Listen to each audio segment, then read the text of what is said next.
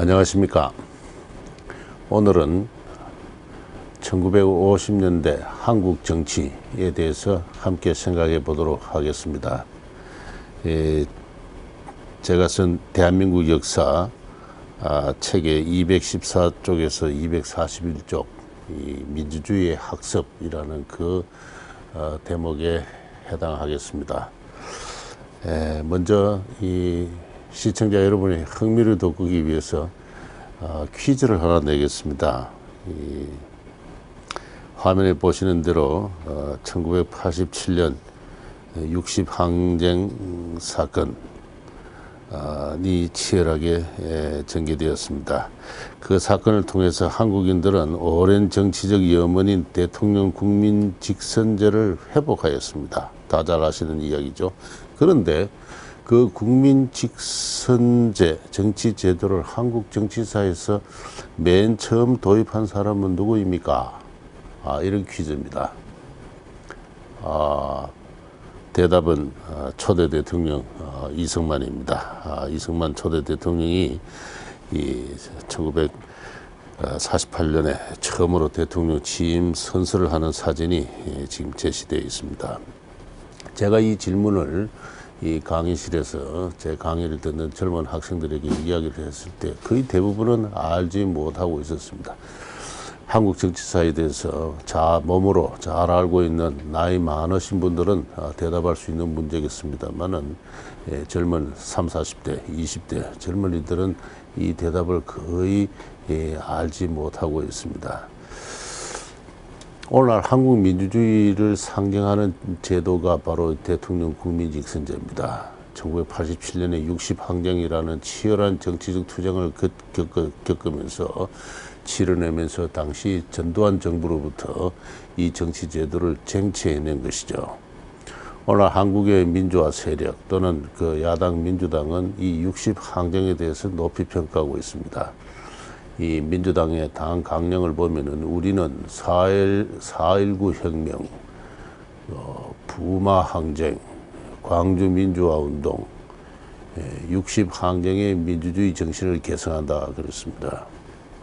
그 60항쟁의 민주주의 정신은 다름 아니라 국민 직선제라는 정치 제도의 정치와 그것의 실천 라고 할 수 있습니다. 그런데 이 정치는 1952년 7월 달에 이른바 부산 정치파동이라는 엄청난 정치적 변혁을 겪으면서 다시 말해서 이승만 초대 대통령이 국회 세력을 억압을 하면서 나중에 설명드리겠습니다만 무리하게 강압적으로 만들어낸 제도입니다.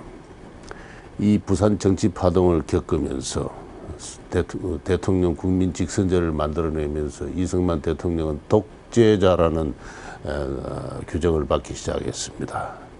그가 독재자이기를 감수하면서 만들어낸 이 제도가 시간이 흘러서 35년 뒤에는 한국의 민주주의를 상징하는 제도로 채택이 되고 지금까지 정착되어 왔습니다. 이것이 바로 역사의 우회성, 역사의 복잡성입니다. 그 사건 속에 휘말려 있는 인간들을 알 수 없는 역사의 지혜이기도 하죠. 우리는 산 위에 올라가서 저 마을을 내다보는 그러한 그 관점에서 역사를 긴 시각에서 전체적으로 조망을 해야 됩니다. 그 사건, 50년대 그러한 격렬한 정치적 변혁을 동반했던 그 사건은 바로 정부 형태와 정치 체제를 어떻게 두고 설정해 갈 것인가를 두고 당시 사람들이 벌였던 정치적 투쟁 과정이었습니다. 나라 만들기 정치의 첫 단계에 있어서 정부 형태를 어떻게 잡을 것인가를 두고 당시의 한국의 정치 세력은 격렬하게 충돌했다. 그런 시각에서야 다시 말해서 단순하게 민주냐 독재냐 하는 이런 상투적인 시각을 벗어나서 그런 그 나라 만들기의 정치라는 큰 틀에서 50년대 정치를 새롭게 바라보자 하는 것이 제가 전달하고 싶은 핵심적인 메시지입니다. 제 책에서도 누차 강조했습니다만 대한민국이라는 나라는 매우 허둥지둥 준비가 충분하지 않은 채 만들어졌습니다. 1948년 2월 달까지만 하더라도 나라가 만들어질지 말지가 불확실했습니다. 유엔 한국위원단은 이 땅에서 총선거를 해야 될지 말지를 결정하지 못하고 있었고, 김규식, 김구와 같은 매우 영향력이 큰 정치인들이 반대하고 있었습니다. 그 이후 불과 4, 5개월 만에 나라가 만들어진 것이죠. 1948년 5월 30일 재헌의회가 소집이 되었습니다. 그리고 나서 헌법 제정이 이루어지는데, 지난번에 말씀드린 대로 젊은 법학자 서너 명의 책상머리 작업에서 그 초안이 만들어졌습니다. 그들은 미국 헌법, 프랑스 헌법, 독일 헌법, 좋은 헌법을 갖다 놓고 짜집기 하는 형태로 헌법을 만들었다 그랬죠. 정부 형태를 어떻게 가질 것인가가 장차 태어날 신생국의 가장 중요한 문제였습니다.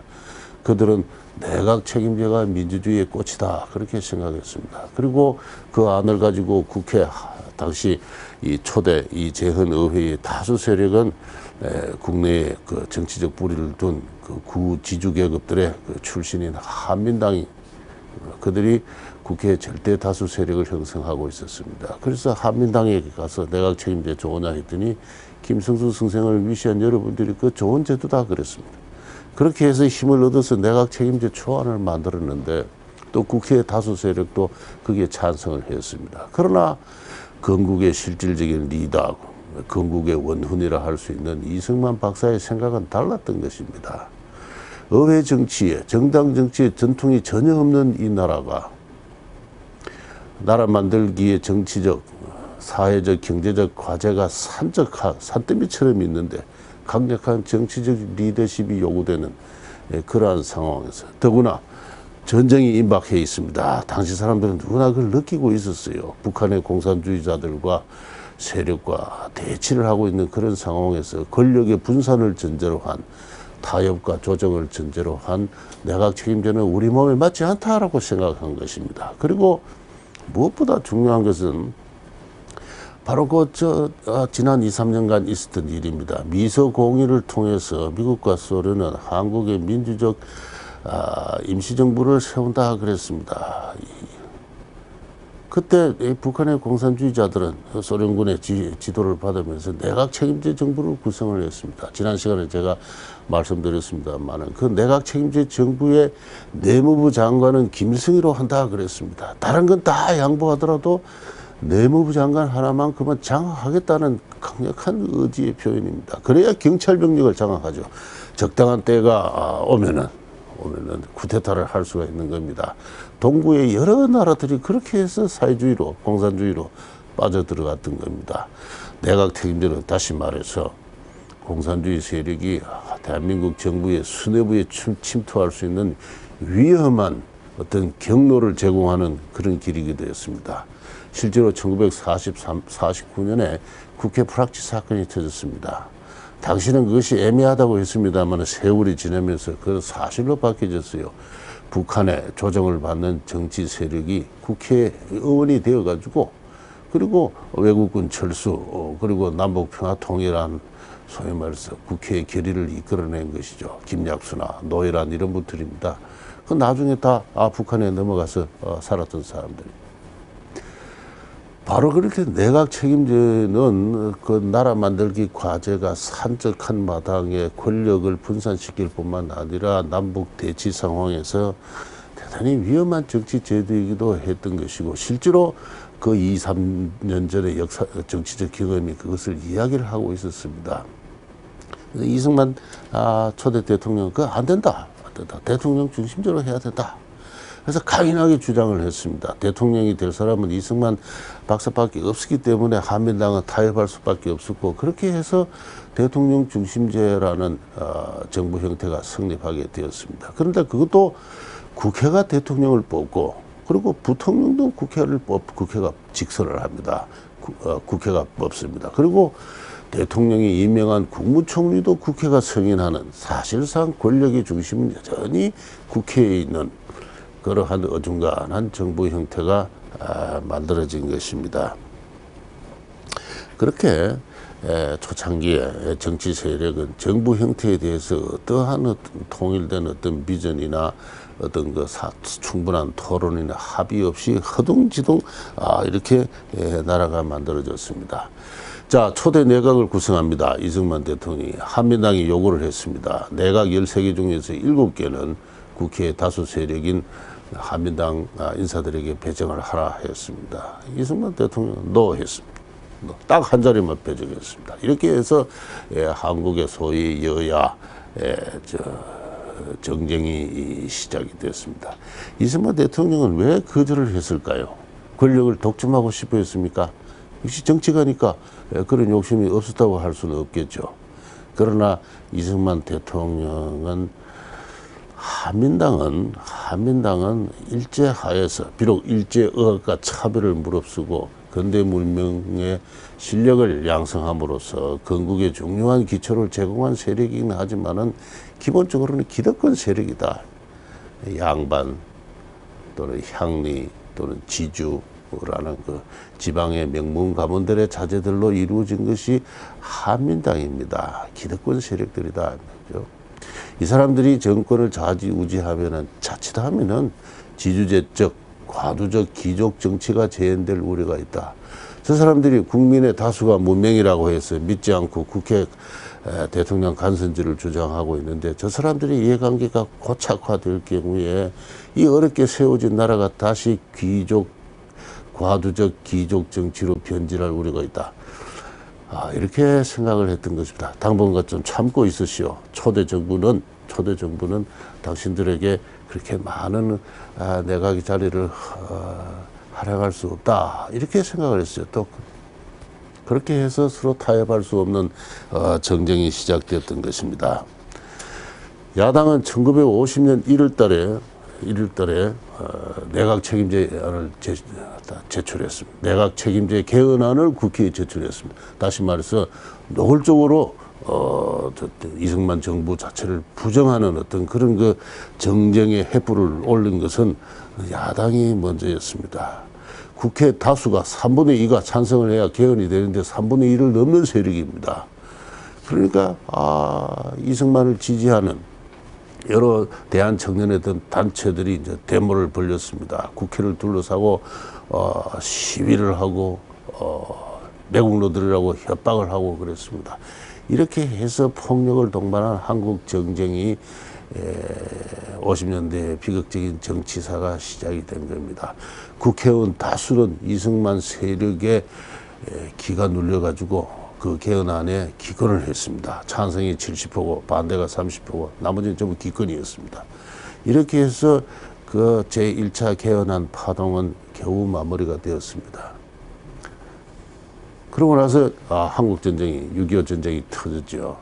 한 1년간 정도 정쟁은 다시 조용할 수밖에 없었습니다. 임시수도가 부산으로 옮겨졌습니다. 근데 1951년 1월 달에 그 비극적인 거창양민 학살 사건이 발생을 합니다. 이를 계기로 이시영 부통령이 사임을 하죠. 사직을 합니다. 여러 사람이 만류를 하는데 부통령은 그렇게 정치적으로 행동할 자리가 아니다라고 그렇게 만류를 했음에도 불구하고 대통령과 한마디 상의 없이 사직을 합니다. 국회는 할 수 없이 헌법에 따라서 제2대 부통령을 뽑는데 한민당의 당수 김성수 선생을 선출합니다. 국회는 압도적으로 이 사건에서도 볼 수 있듯이 한민당에 의해서 장악되어 있었습니다. 51년 여름쯤 되면 대통령 임기가 1년이 남았습니다. 이승만 대통령은 대통령 국민직선제 개헌을 하겠다는 결심을 굳히게 됩니다. 그의 그 정치 고문인 로버트 올리브 박사가 쓴 책에 보면은 51년 여름 이승만 대통령은 결심을 하게 됩니다. 그는 결심을 하면은 상대방을 설득을 하고 되지 않을 때는 수단을 동원해서 관철하는 그런 강인한 정치가 있습니다. 그런 식으로 평생을 살아왔고 독립운동을 해왔고 그리고 해방 이후에 공산주의들과 투쟁을 한 사람이지요. 그렇게 해서 자유당을 결성을 합니다. 그리고 그해 연말에 대통령 직선제 개헌안을 국회에 제출합니다. 52년 1월 달에 국회는 압도적인 다수로 그걸 부결시킵니다. 무려 17대 19대 143으로. 그리고 대통령 임기가 겨우 이제 6, 7개월 남았습니다. 그 야당은 다시 내각 책임제 개헌안을 다시 제출합니다. 3분의 2가 넘는 123명의 숫자로서 내각 책임제 개헌안을 제출했고 그대로 통과되어 갑니다. 정상적인 정치라면 국회가 그런 행동을 할 때 대통령은 물러서야죠. 물러서야 됩니다. 그러나 이승만 대통령은 그렇게 생각하지 않았습니다.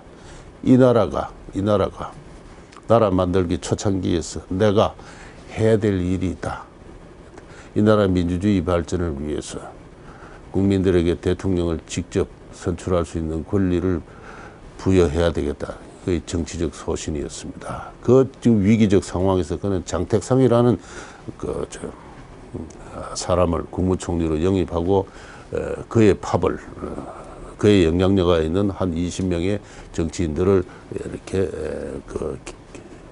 내각 책임제 개헌안에서 이렇게 돌려놓습니다. 그렇게 해서 그 위기를 모면합니다. 그렇게 해서 그러고 나서 다시 그해 5월달에 내각 책임제 개헌안을 대통령 직선제 개헌안을 국회에다 제출을 하죠.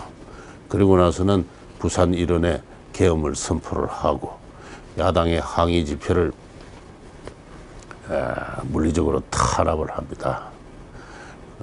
부통령 김성수가 또 항의해서 또 부통령직을 사직을 합니다. 그러면서 그 사직서를 읽어보면은 내각 책임제가 민주주의의 아름다운 제도다라는 김성수 선생 나름의 또 확신이 거기 있어요.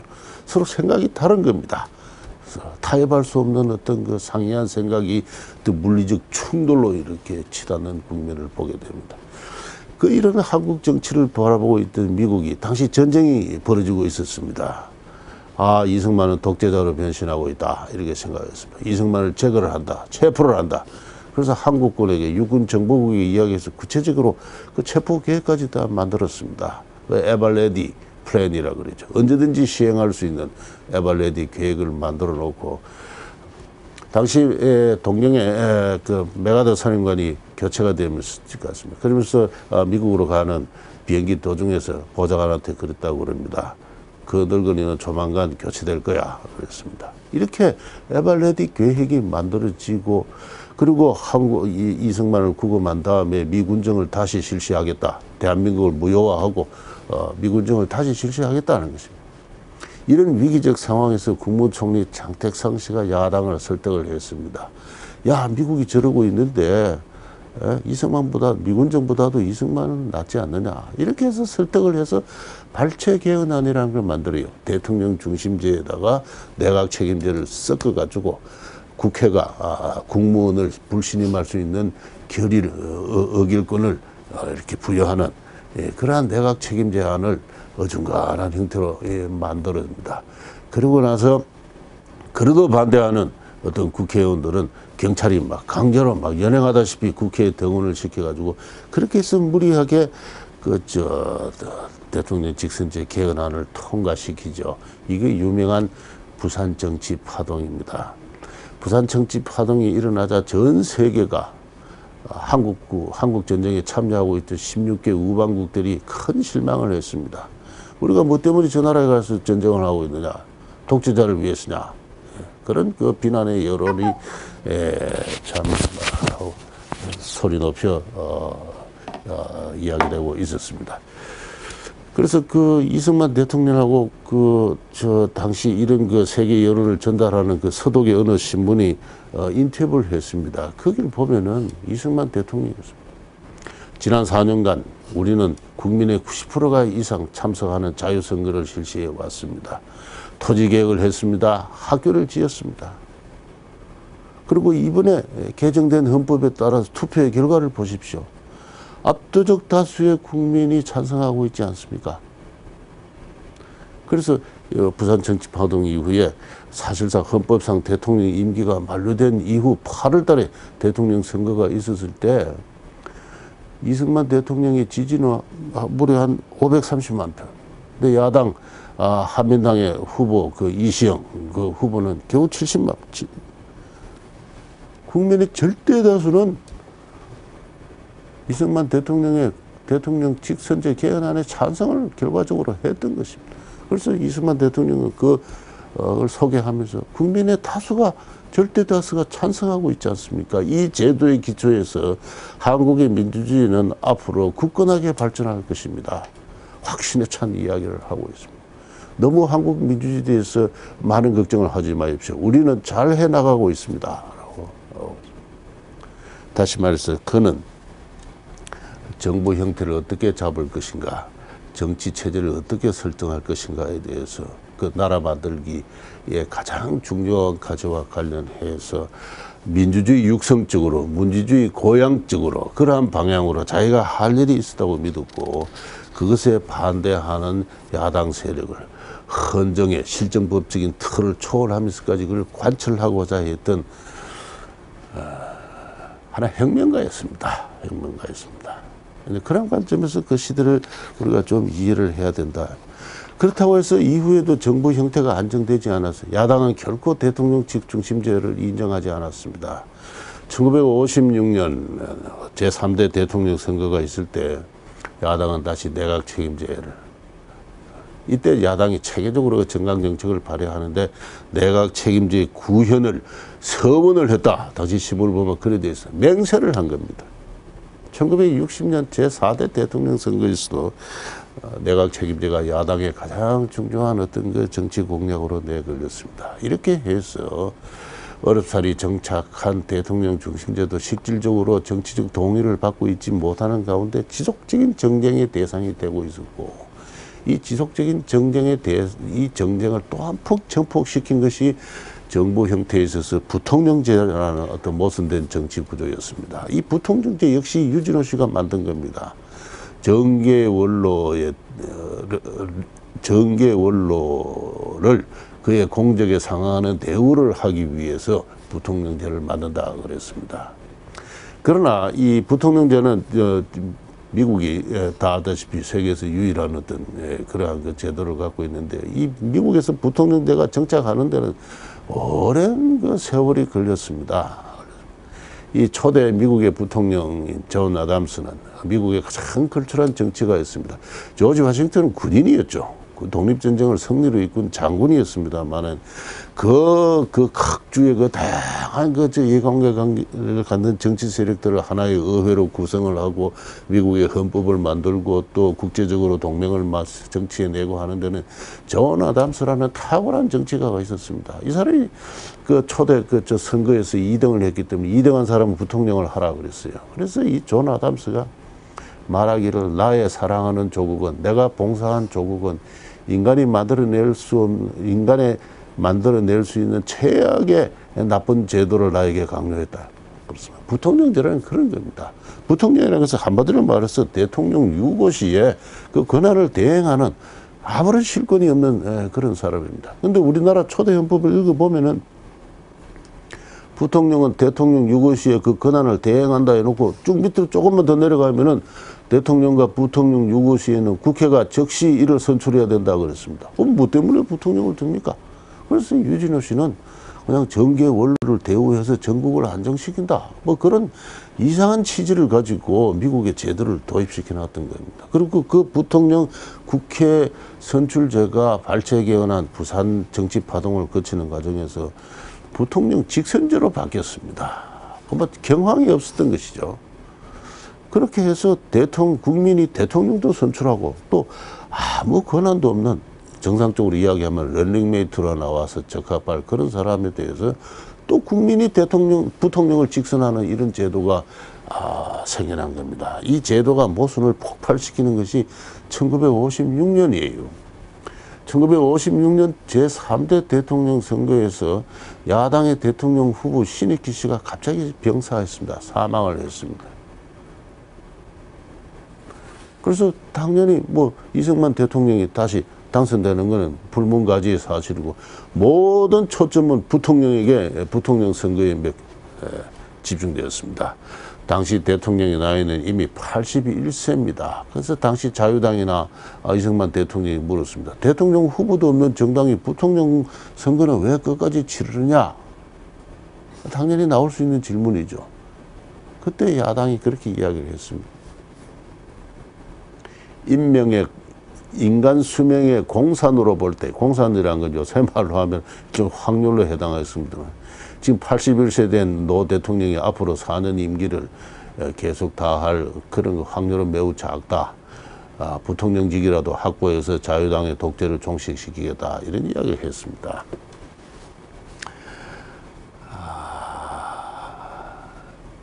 1950년대 정치는 그랬습니다. 나이 많은 대통령이 죽을지 모르니까 부통령직이라도 차지해서 민주주의 정치를 하겠다. 그리고 그래야 내각 책임제 정치를 구현할 수 있다. 그렇게 이야기를 했습니다. 그러고 나서는 부통령 직선제를 이들에 두서는 안 된다는 여론이 나와서 여야 간에 협상을 하기 시작합니다. 이승만 대통령도 대통령과 부통령이 당적을 달리하는 이와 같은 제도는 아주 나쁜 제도니까 또 헌법을 개헌해야 됩니다. 또 개헌론을 또 제기를 합니다. 그러나 그는 이미 80세를 훌쩍 넘긴 노인이었습니다. 어떻게 더 이상 개헌을 할 어떤 그런 여력은 없었고, 그리고 여야 간의 정쟁은 큰 치드는 상황 속에서 당시 그 정계 실력자들이 만나가지고 2조 회담이라는 유명한 회담입니다만은 부통령제를 없애고 그리고 이승만의 차기 승계를 위한 논의를 하고 내각 책임제를 개헌을 하고 자유당도 이제 내각 책임제로 개헌을 안이 공론화하기 시작합니다. 그러나 그 협상도 민주당 내의 어떤 구파 신파 간의 어떤 갈등 때문에 마무리 짓지 못합니다. 그렇게 해서 제4대 정부통령 선거를 맞이해서 한국 정치는 파국으로 치닫았던 것입니다. 이렇게 1950년대 한국 정치는 대통령 직선제냐 또는 대통령 중심제냐 내각 책임제냐 대통령 간선제냐 대통령 직선제냐 그리고 부통령제를 존치할 것인가를 두고 극한적인 어떤 정쟁을 벌였던, 다시 말해서 신생국의 정치 체제를 둔 어떤 정쟁의 과정이었습니다. 단순하게 민주냐 독재냐 하는 그런 관점에서 단순화시켜서 그 시대를 결코 이해를 할 수가 없습니다. 이후 민주당이 드디어 4.19 내각 책임제를 하죠. 그러나 다음에 언제 이야기하겠습니다만 그 내각 책임제 실험은 철저하게 실패했습니다. 그 실패가 5.16이라는 군사정변을 또 초래했죠.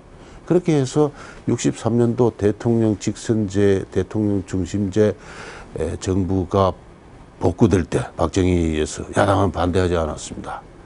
드디어 내각 책임제냐 대통령 중심제냐라는 논쟁이 13년간의 어떤 13년도 더 되죠. 한 15년간의 논쟁을 거친 다음에 드디어 해답을 찾았다 이렇게 이야기를 할 수가 있습니다. 근데 그 대통령 직선제마저 박정희에 의해서 1972년에 부정이 됩니다. 그러면 15년간 소위 유신체제가 이어지죠. 그리고 그 유신체제를 극복하는 60항쟁 민주화 세력에 의해서 대통령 직선제가 다시 복구됩니다. 그 민주화 세력들은 이 대통령 직선제제가 어떠한 운명을 갖고 비극적으로 태어났는가를 전혀 의식하지 못하고 그들이 그 제도를 전치한 것으로 이해를 하고 있죠. 그러나 그렇지 않습니다. 역사를 길게 볼 때는 민주주의 육성적 방향으로 대통령 직선제를 실행하지 않으면 안 된다는 초대 대통령의 확집, 종교적 신념에 가까운 확집이 무리하게 어떤 헌정의 틀을 파괴하면서까지 만들어낸 제도입니다. 그렇게 해서 겨우 40년 만에 1987년에 이르러서 대통령 직선제와 대통령 중심제라는 정부 형태가 안착을 한 거죠. 지난 30년간 그렇게 지난 27년간 그렇게 이어져 왔습니다. 그래서 한 나라가 만들어지고 정부 형태가 안정되는 데는 40년의 세월이 걸렸다는 것이죠. 그러한 나라 만들기의 관점에서 그 초창기 10년간의 정쟁을 우리가 이해를 할 필요가 있다. 다시 말씀드려서 독재자 이승만 거기에 저항하는 야당 민주주의의 투쟁 그런 관점으로서 그 시대사를 이해할 수 있습니다. 결과적으로 이승만은 승리했습니다. 그가 일으켜낸 정치 제도로서 대통령 직선제와 대통령 중심제 정부는 이후 정치가들에 의해서 선택이 되었고 오늘날 대다수 한국인들이 거기에 참여하고 있는 아름다운 정치 제도로 지금 성공하고 해왔던 것이죠.